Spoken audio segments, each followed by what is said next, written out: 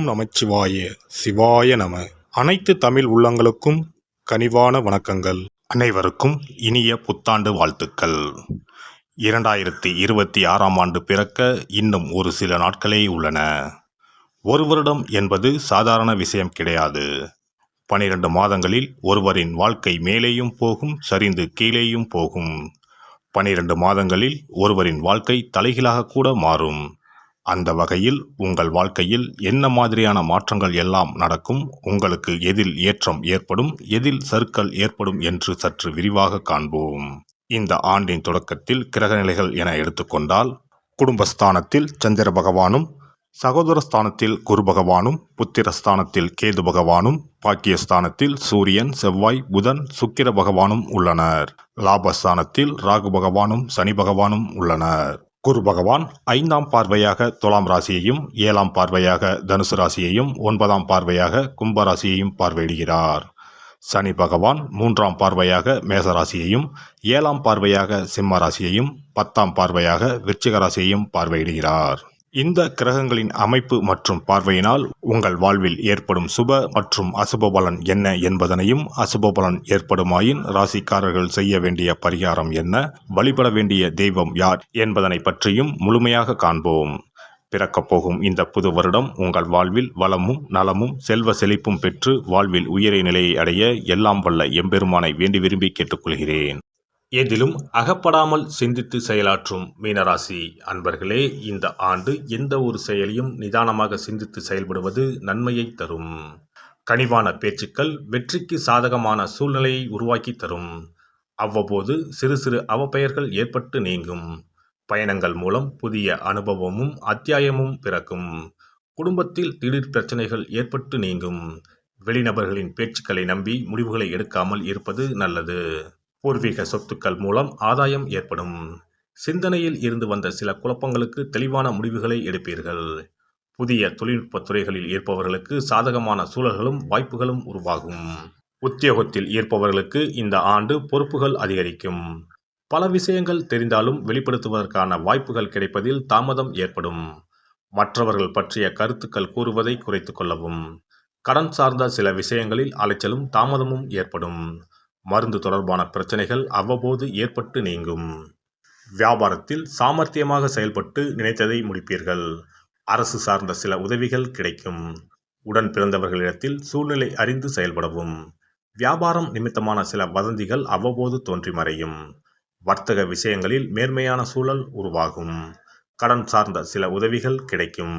பெண்களை பொறுத்தவரை எந்த ஒரு விஷயமாக இருந்தாலும் ஒன்றுக்கு பலமுறை யோசித்து முடிவெடுப்பது நன்மையை தரும். உடல் ஆரோக்கியத்தில் கவனம் வேண்டும். நீண்ட தூர தனிப்பட்ட பயணங்களை குறைத்துக் கொள்வது தேவையற்ற விரயங்களை தவிர்க்கும். குழந்தைகள் வழியில் ஆதரவான சூழல் அமையும். மனதளவில் நினைத்த சில காரியங்கள் சாதகமாக முடியும். அரசியல் சார்ந்த துறைகளில் இருப்பவர்களுக்கு பழைய பிரச்சனைகளால் சில நெருக்கடிகள் உண்டாகும். எதிர்பாராத சில செலவுகளால் கையிருப்புகள் குறையும். உழைப்புக்கு முக்கியத்துவம் கொடுத்து செயல்படுவது நன்மை தரும்.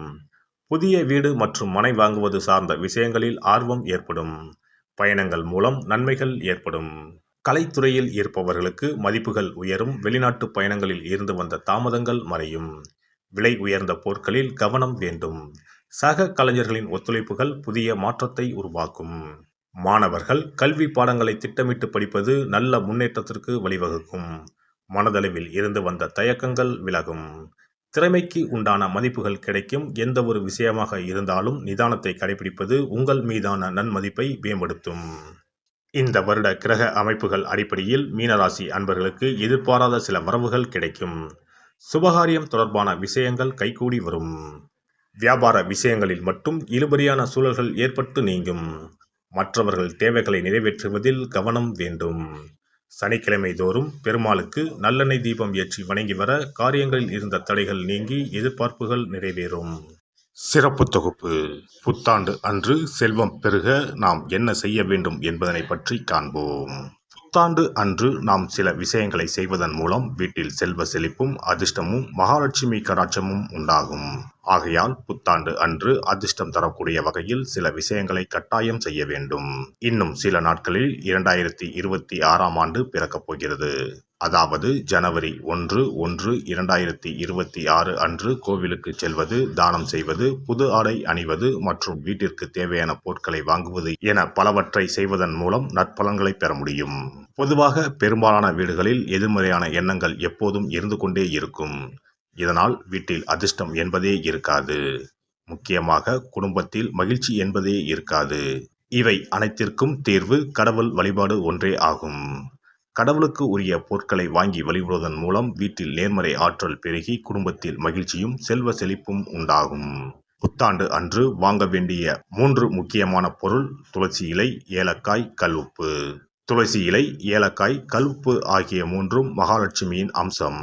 ஆகையால் வருடத்தின் முதல் நாள் அன்று மேற்கூறிய 3 பொருட்களை வாங்குவதன் மூலம் வீட்டில் செல்வ செழிப்பு உண்டாகும்.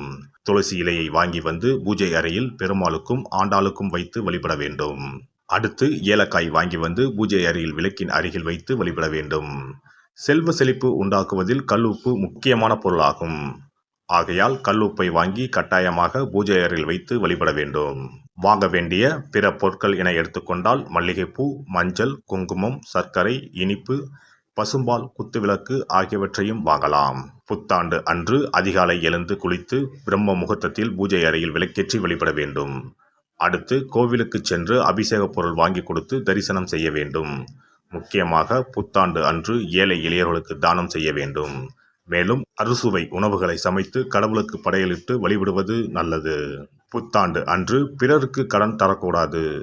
நல்ல நாட்கள் மற்றும் விசேஷ நாட்களில் பிறருக்கு கடன் கொடுப்பதன் மூலம் வீட்டில் அதிர்ஷ்டம் குறையும்.